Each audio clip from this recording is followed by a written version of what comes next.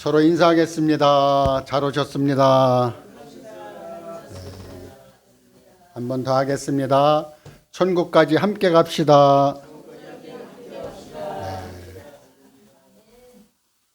우리 전도사님께서 아주 찬양을 잘 해주셨습니다. 낮엔 해처럼, 밤엔 달처럼, 또 예수님처럼, 바울처럼 그렇게 살 수 없을까 잘 해주셨고, 나는 선한 주님을 믿네. 우리 목사님 찬양 잘 해주셨습니다. 목사님이 무슨 역이에요? 무슨 역이죠? 회룡역에서 계속 지금 복음을 전파하고 노방전도를 하고 계십니다. 그러니까 이렇게 건강하시고 연세가 있으셔도 100세까지 우리 함께 천국 복음을 전하시기 바랍니다. 네.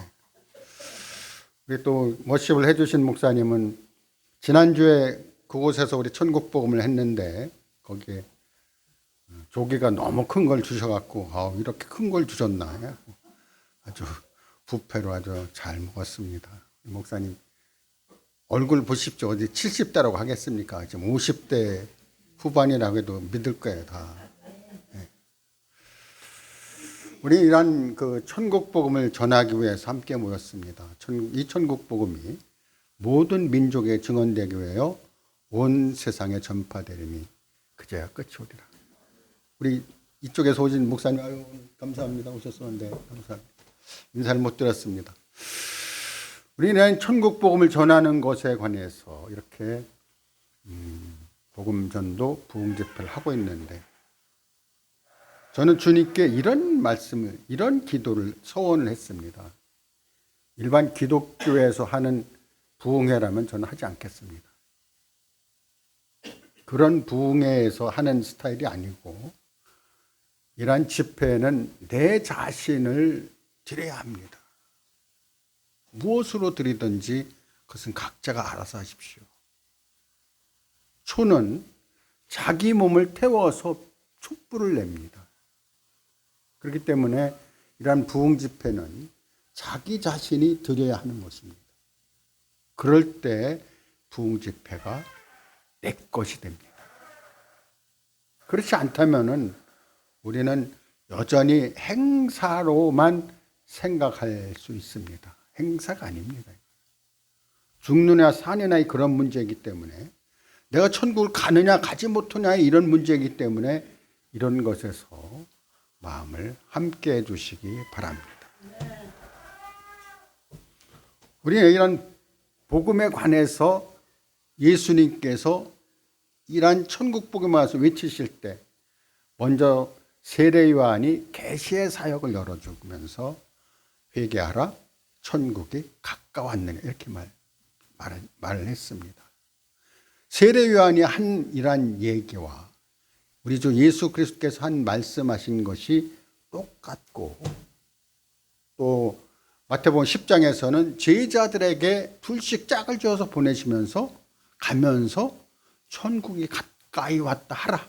그래서 세례 요한, 예수 그리스도, 우리 제자들 모두가 함께 천국을 외쳤습니다.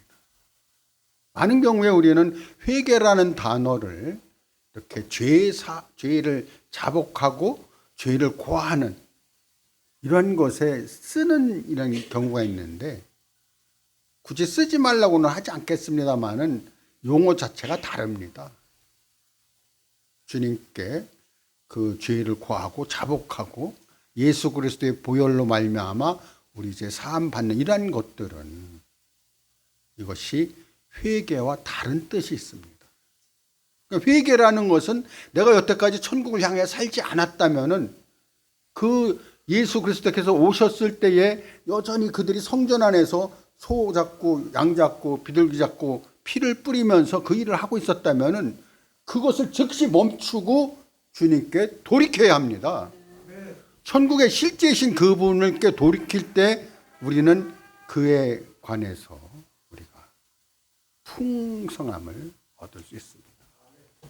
많은 분들이 생각할 때 교회라는 단어를 놓고 봤을 때 교회를 목적지로 생각합니다. 절대 아닙니다. 교회 크다고 가방 크다고 공부 잘하는 것이 아니기 때문에 교회 크다고 천국으로 바로 가나요? 아니거든요.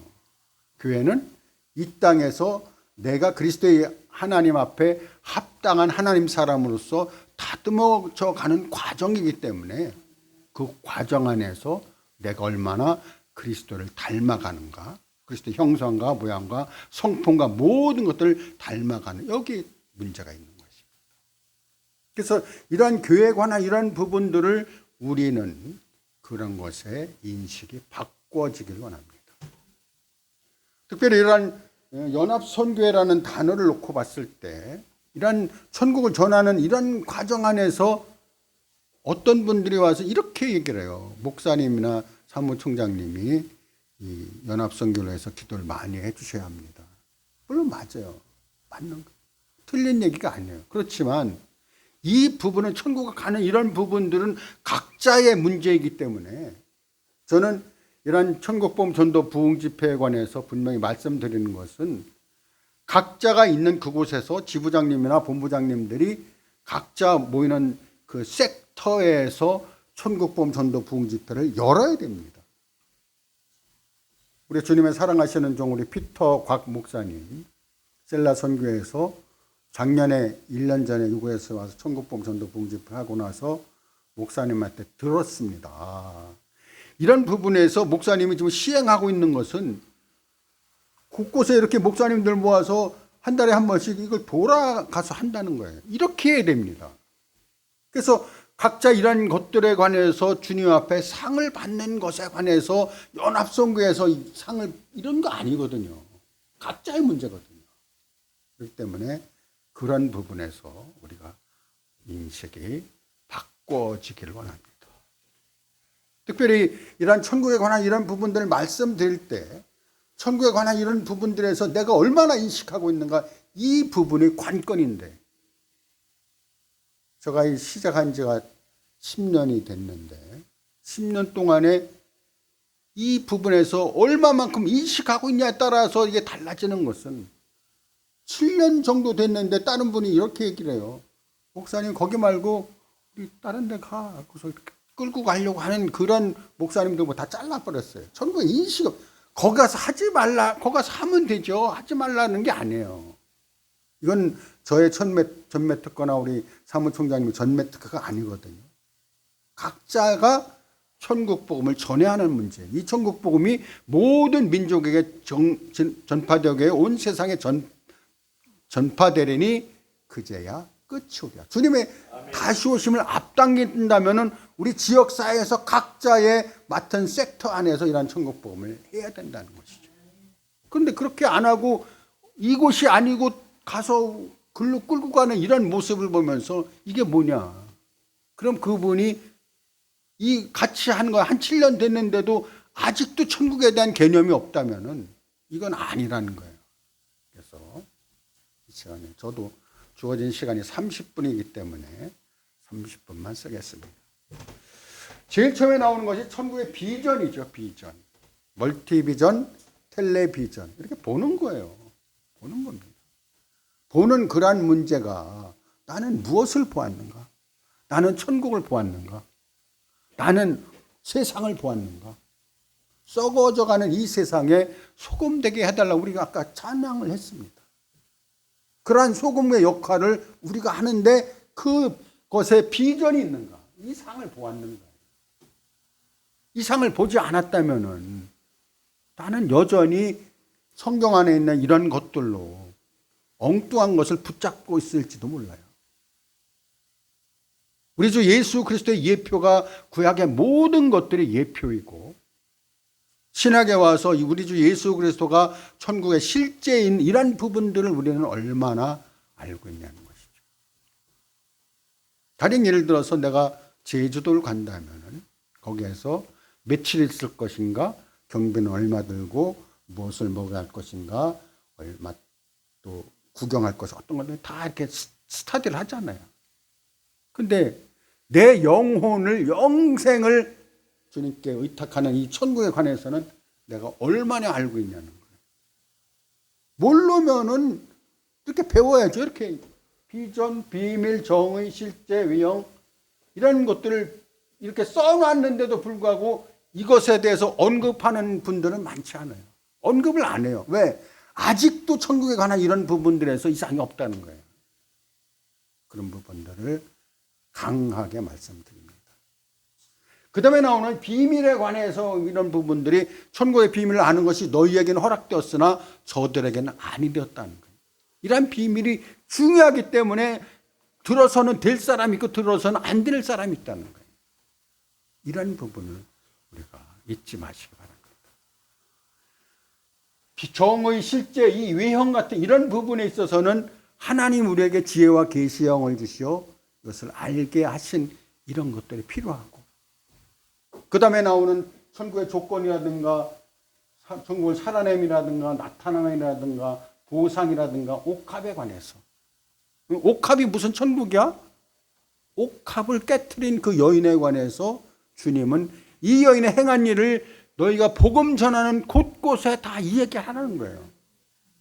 그 여인의 행한 일을 우리로 후대에 계속 이야기함으로써 천국에 넉넉히 들어갈 수 있도록. 과연 나는 이 시간에 가슴에 손을 얹고 한번 생각을 해봅시다. 나는 주님을 위하여 옥합을 깨트려 본 적이 있는가? 만약에 없다면 지금서부터 하나씩 준비하시기 바랍니다. 성경을 읽으면서 이러한 부분에서 난 사무엘상 6장을 좀 강조하고 싶습니다. 그때 블레셋이란 나라에 쳐들어왔을 때에 제사장이 엘리였습니다. 제사장 엘리 제사장이 전쟁에서 별로 전쟁도 못 해본 이런 입장에서 법궤를 끌고 가면 이길까 하고 법궤를 앞에 세운 거예요. 그러니까 블레셋 사람들이 법궤를 끌고 자기네 나라로 가버린 거예요. 갈고 나왔고 7개월이 되는 동안에 많은 문제가 생긴 거죠. 그 문제가 생기는 것을 그들이 방백들을 모아갖고 이걸 어떻게 하냐. 그래서 그 금쥐 5과 금독종 10개의 이런 금형상을 가진 것을 수레에 싣고 돌려보내자. 법궤를 돌려보내자. 그래서 법궤를 실은 그 소가 제대로 그 벳세메스로 가면은 이 죄가 우리의 것이고, 소가 안 가면은 이 죄는 그 우리하고 관계가 없는 거다. 많은 재앙이 내렸기 때문에. 그러면서 그렇게 돌려보내는 가운데 소를 2마리를 택하게 되는데, 전나는 암소, 새끼를 집에다 두고 소를 메고 법궤를 싣고 금독종 금지 5을 싣고 벳세메스로 보냅니다. 그 벳세메스로 가는 소가 울면서 안 가야 맞는 건데, 그럼 벳세메스 사람, 그 블레셋 사람들이 이거 우리 잘못이 아니야 이렇게 할 텐데, 울면서 그냥 바로 벳세메스로 가는 거야. 소가, 새끼는 집에 있는데. 그리고 가는 가운데에서 그 사람들이 이렇게 벳세메스 사람들이 보니까 법궤가 오거든요. 그래서 그 수레를 패서 나무로 떼고 번제로 그 소들을 잡아서 번제로 주님께 드린 거예요. 이 부분에서 우리가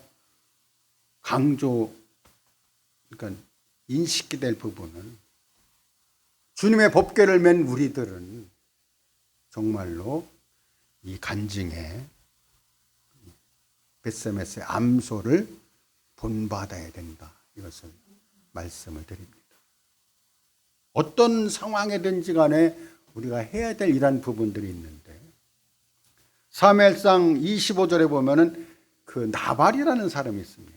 다윗이 부하들을 데리고 다니면서 피곤해서 나발이라는 집에 그 양털을 깎는다는 얘기를 듣고 사람들을 보내요.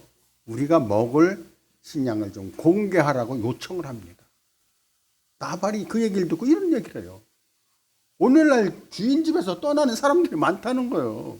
그리고 내가 준비한 것을 왜 다윗이 어떤 인간인지도 모르는데 그걸 주겠느냐 하면서 거절하는 거예요.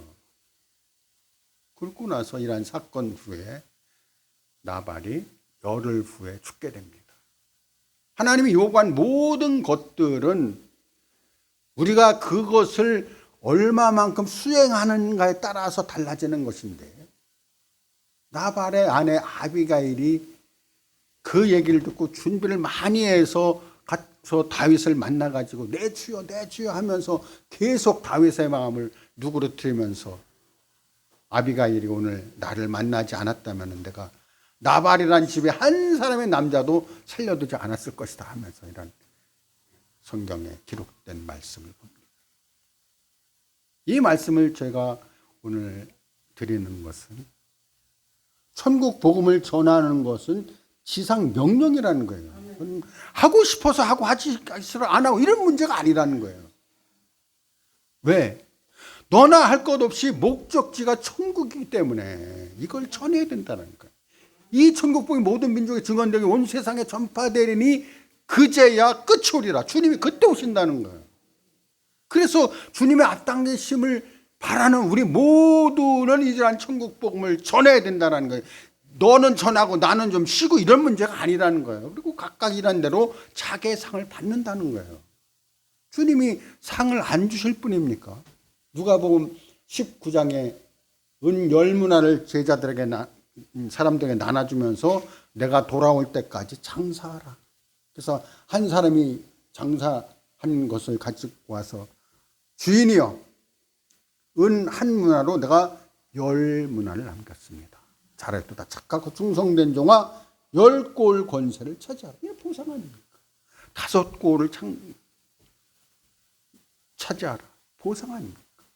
그러나 1문화를 쌓아둔 이 사람에게 주님이 어떤 말씀하셨습니까? 이 사람이 당신은 두지 않는 것을 취하고 심지 않는 것들은 엄한 사람인 줄 알았으므로 내가 수건에 잘 감추어뒀었나이다. 약하고 게으른 종아, 그것을 은행에다 두어서 이자와 변리와 이자를 찾게 하지 않았느냐. 그러면서 책망한 그런 모습들, 주님이 오실 때 우리는 선악간에 각각 서게 된다는 거예요. 어디에? 심판대 서게 된다.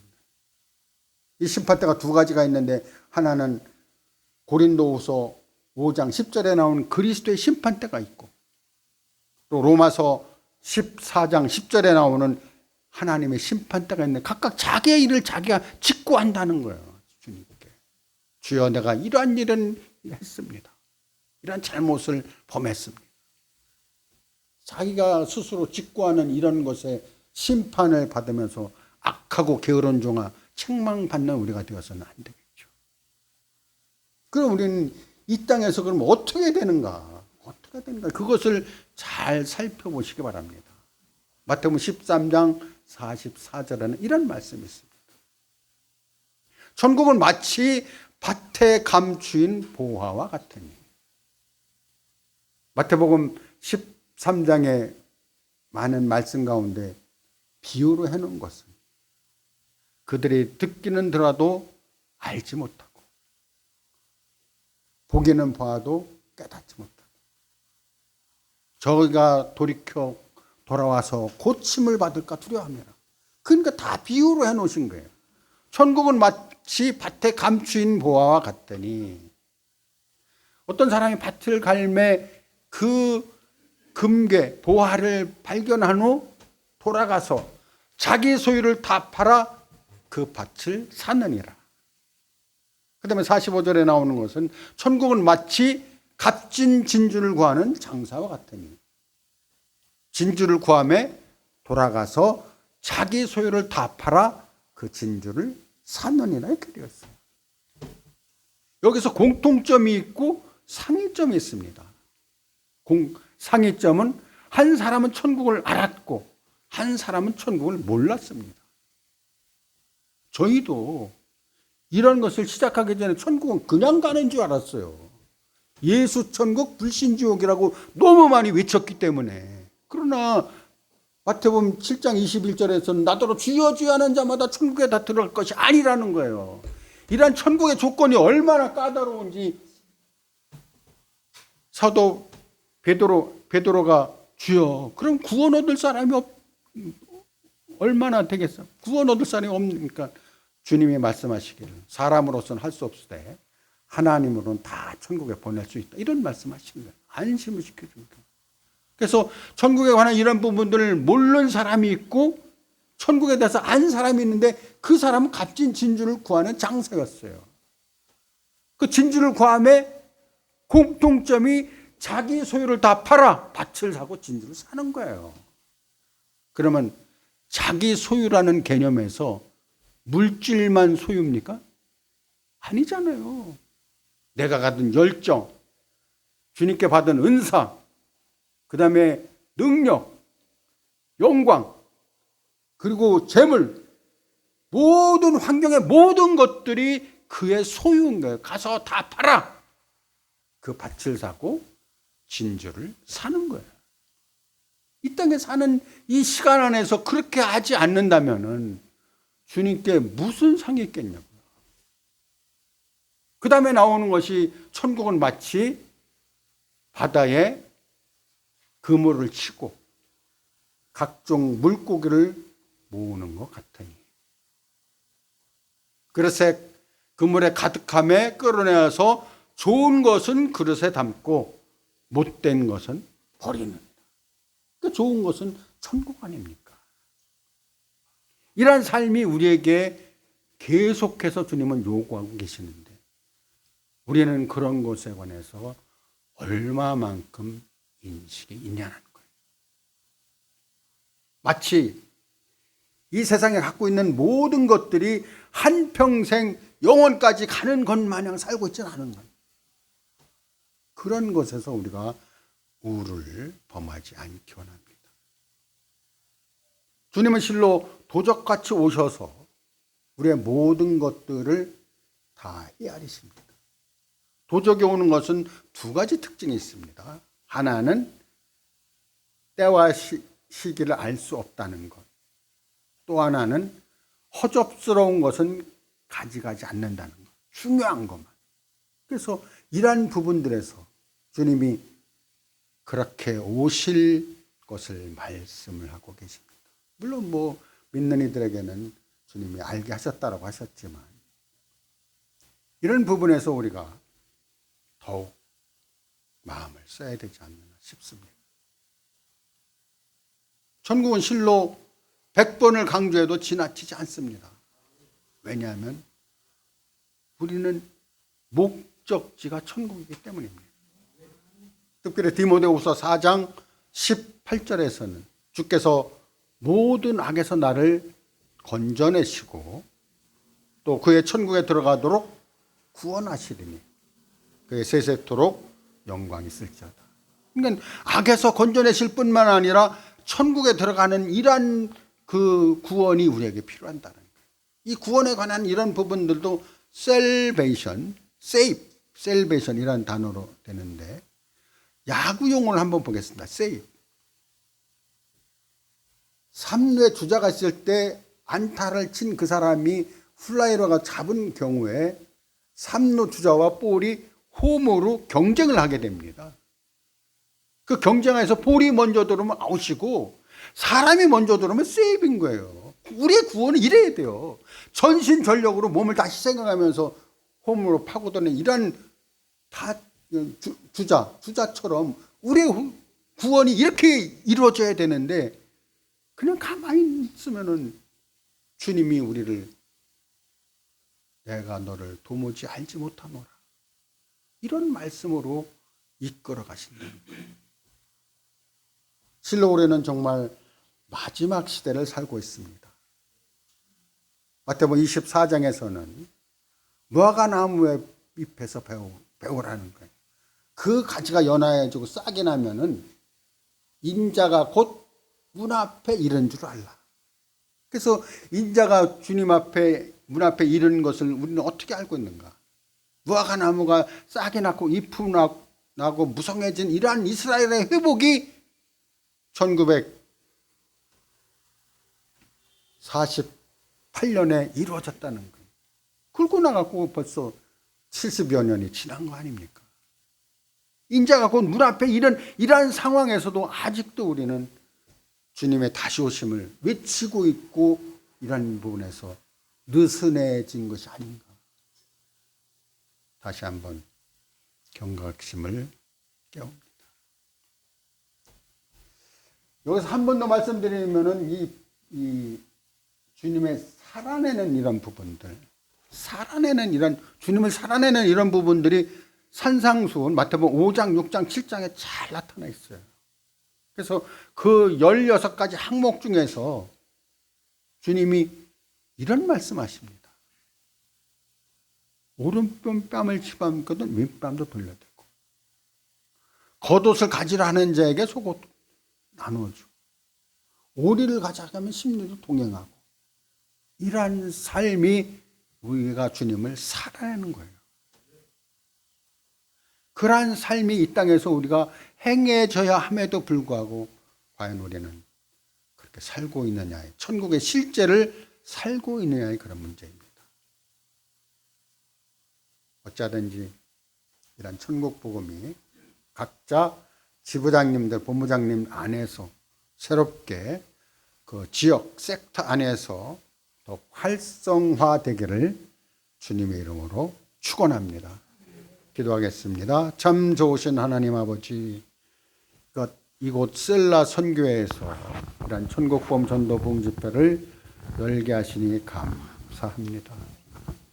주님이 오실 날이 심히 가까이 왔는데 과연 우리가 무엇을 하고 있습니까? 주님 아닌 것을 붙잡은 것이 있다면 이 시간으로 다 내려놓게 하시고 오직 주님만 붙잡게 하여 주옵소서. 아멘.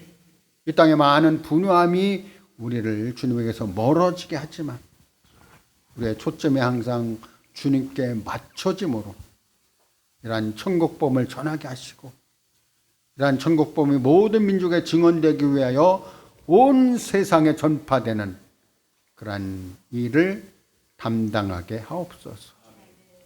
남은 시간도 주님이 함께해 주시고 영광 받아 주옵소서. 물권하신 예수 그리스도 이름으로 감사하며 기도드립니다. 아멘.